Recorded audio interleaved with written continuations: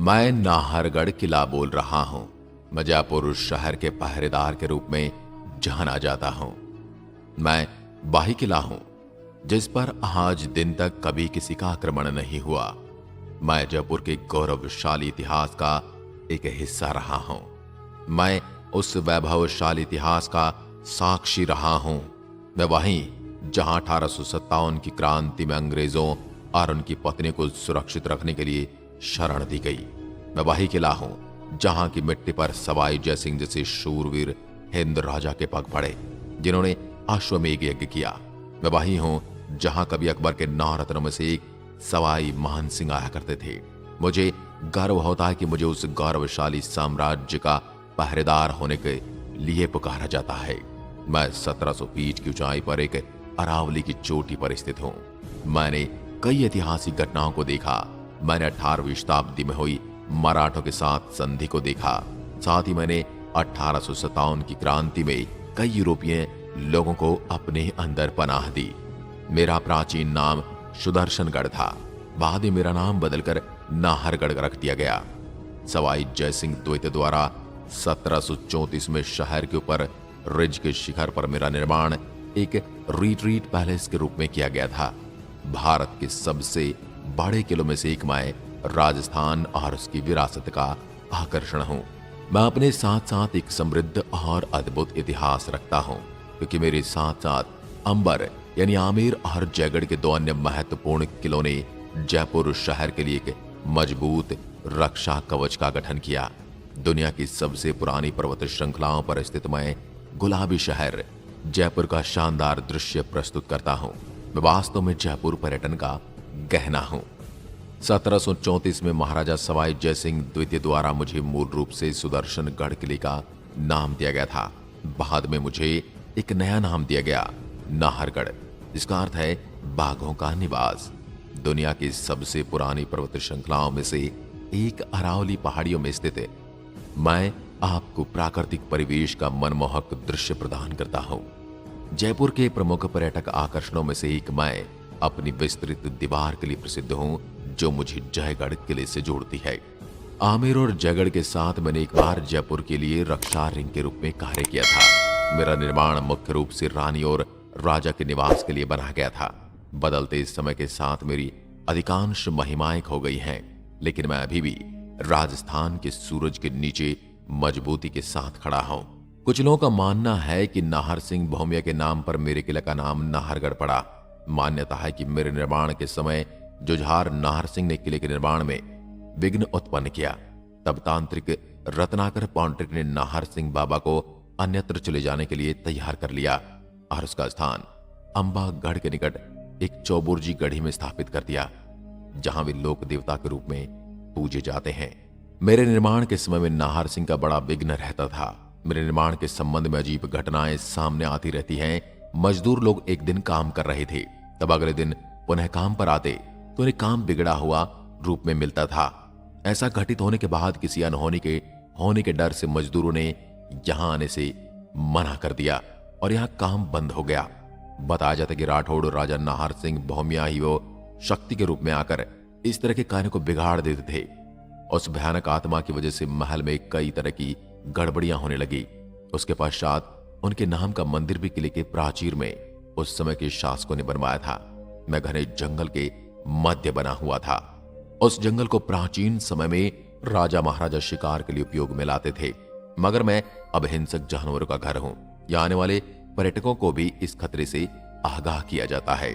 अगर मैं मेरे इतिहास की बात करूं तो मुझे 1734 में महाराजा सवाई जयसिंह द्वितीय जयपुर के संस्थापक ने बनवाया। मेरे इस पर्वत के चारों ओर सुरक्षा के लिए दीवारें बनाई हुई हैं। कहा जाता है कि यह किला पहले आमेर की राजधानी हुआ करता था।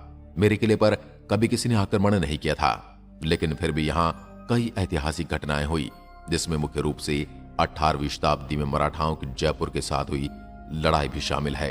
1857 के स्वतंत्रता संग्राम के समय क्षेत्र में यूरोपियन, जिसमें ब्रिटिशों की पत्नियां भी शामिल थी, सभी को जयपुर के राजा सवाई राम सिंह ने उनकी सुरक्षा के लिए उन्हें मेरे किले में भेज दिया था। 1868 में राजा सवाई राम सिंह के शासनकाल में मेरा विस्तार किया गया था। 1883 से 1892 के समय में सवाई माधो सिंह ने मेरे में 3 से 3.5 लाख की लागत लगाकर कई महलों का निर्माण करवाया। सवाई माधो सिंह द्वारा बनवाया गया माधवेंद्र भवन जयपुर की रानियों को बहुत सूट करता है और मुख्य महल जयपुर के राजा को ही सूट करता है। महल के कमरों को गलियारों से जोड़ा गया है और महल में कुछ रोचक और कोमल भित्ति चित्र भी बने हुए हैं। मैं महाराजाओं का निवास स्थान भी हुआ करता था। अप्रैल 1944 तक जयपुर सरकार मेरा उपयोग कार्यालयीन कामों के लिए क्या करती थी। किले में कई बॉलीवुड की फिल्मों को शूट किया गया है, जिनमें रंग दे बसंती, शुद्ध देसी रोमांस, जोधा अकबर समेत कई फिल्में शामिल हैं, जिनके कुछ दृश्य भी मेरे यहाँ इसी किले में शूट किए गए हैं। मैं अपने शिल्प एवं सौंदर्य से परिपूर्ण भव्य महलों के लिए प्रसिद्ध हूँ।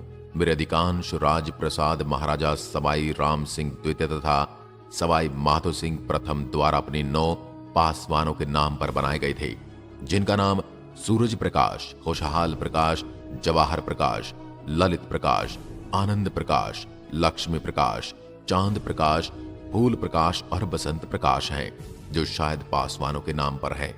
इन महलों के स्थापत्य की प्रमुख विशेषता उनकी एक रूपता, रूपों का संयोजन तथा ऋतु के अनुसार उनमें हवा और रोशनी की व्यवस्था है। किले के अन्य भवनों में हवा मंदिर, महाराजा माधो सिंह का अतिथि गृह, सीलखाना आदि प्रमुख हैं। मेरे इस किले को सवाई राजा मान सिंह ने अपनी रानियों के लिए बनवाया था, लेकिन राजा की मृत्यु के बाद मुझको भूतिया किला कहा जाने लगा था। लोगों का मानना है कि इस किले में राजा का भूत रहता है। यहाँ के स्थानीय लोगों के अनुसार यहाँ पर एकदम से तेज हवाएं चलने लगती हैं और कई बार दरवाजे के कांच टूटकर गिर जाते हैं।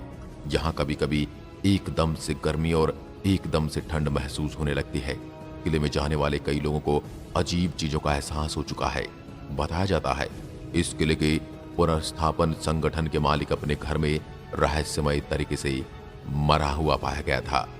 अगर मेरे वास्तुकला और सौंदर्य की बात करूं तो मैं एक सुंदर इंडो यूरोपियन आर्किटेक्चर हूं, जिसके अंदर कई खूबसूरत संरचनाओं का संग्रह है। मेरे किले की संरचना 2 मंजिला इमारत, जिन्हें राजा उनकी 12 रानियों के लिए बनाया गया था, 9 समान अपार्टमेंट में विभाजित। किलों के प्रत्येक अपार्टमेंट में एक लॉबी, बेडरूम, शौचालय, रसोई और स्टोर बना हुआ है। इन सब के अलावा महल के अन्य आकर्षणों में दीवाने आम भी है, जहां राजा अपने लोगों से मिलते थे और उनकी समस्याओं और शिकायतों को सुनते थे, जिसे आप राजा का दरबार कह सकते हैं। राजा का दरबार यहीं पर लगता था। इसके अलावा आपको मेरे यहाँ एक जैविक उद्यान भी देखने को मिलता है, जिसमें आपको जंगली जानवरों से रूबरू होने का मौका मिलेगा, जिसे नाहरगढ़ जूलॉजिकल पार्क के नाम से जाना जाता है। नाहरगढ़ अभ्यारण्य के 7.2 वर्ग किलोमीटर के क्षेत्र में फैले जैविक पार्क को बारीक ग्रेनाइट और क्वार्टजाइट चट्टानों से बनाया गया है। यह पार्क अपने समृद्ध वनस्पतियों के लिए जाना जाता है, जिसमें आप कई जानवर को उनके प्राकृतिक परिवेश में देख सकते हैं। इस जैविक पार्क में एशियाई शेर, बंगाल टाइगर और भारतीय तेंदुए भी पाए जाते हैं। सबसे खास बात यह है कि इस पार्क में पक्षियों की 285 प्रजातियां भी पाई जाती हैं। जो पक्षी प्रेमी हैं वो वहां बेहद ही आकर्षित होते हैं। नाहरगढ़ जूलॉजिकल यहाँ एक और ऐसा खास पर्यटन केंद्र है, जहां पर एशियाई शेर, बंगाल टाइगर, पैंथर, भेड़िए, हिरण, लकड़भगा, मगरमच्छ, हिमालय काला भालू, सुस्त भालू, जंगली सुअर आदि जैसे जानवर पाए जाते हैं। किले में भव्य और आकर्षक माधवेंद्र पैलेस को महाराजा सवाई माधो सिंह द्वितीय ने अपनी शानदार वापसी के रूप में बनवाया था।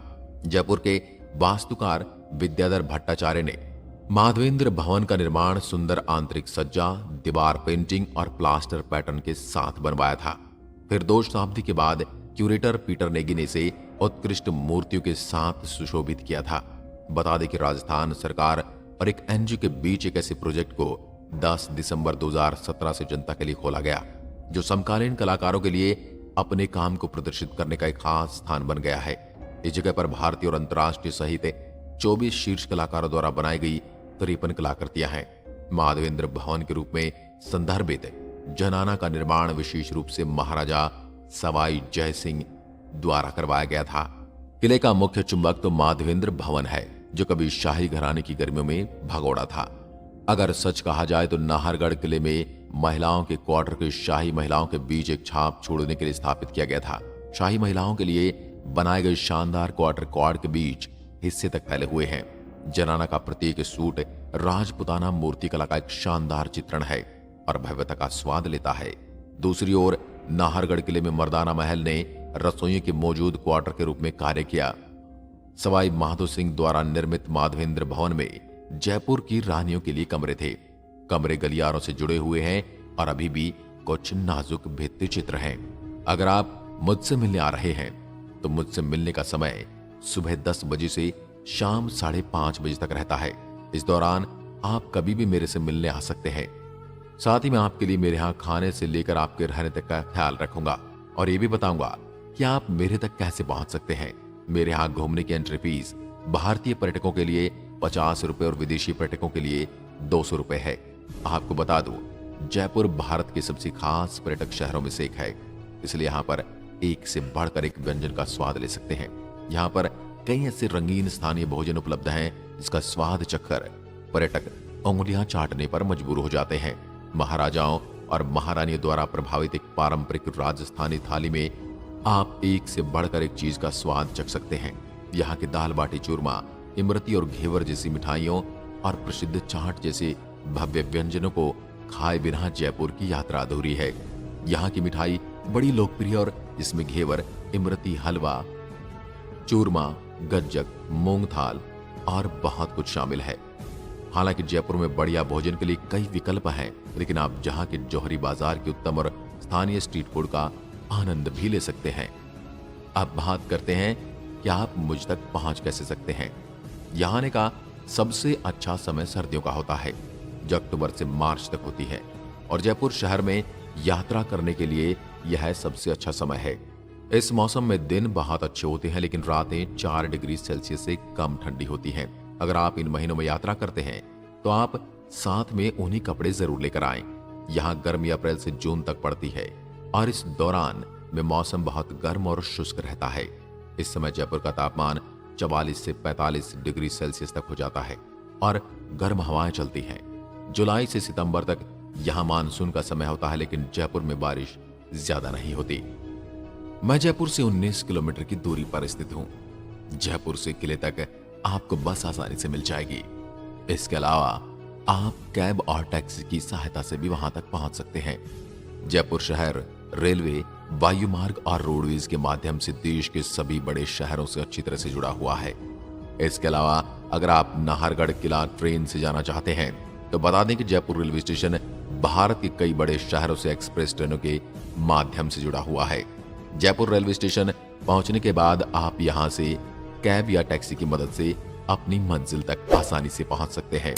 इस वीडियो में मैंने आपको मेरे इतिहास, मेरे रहस्य और घूमने की जगहों की पूरी जानकारी दी है। आपको ये वीडियो कैसा लगा कमेंट सेक्शन में लिखकर जरूर बताएं।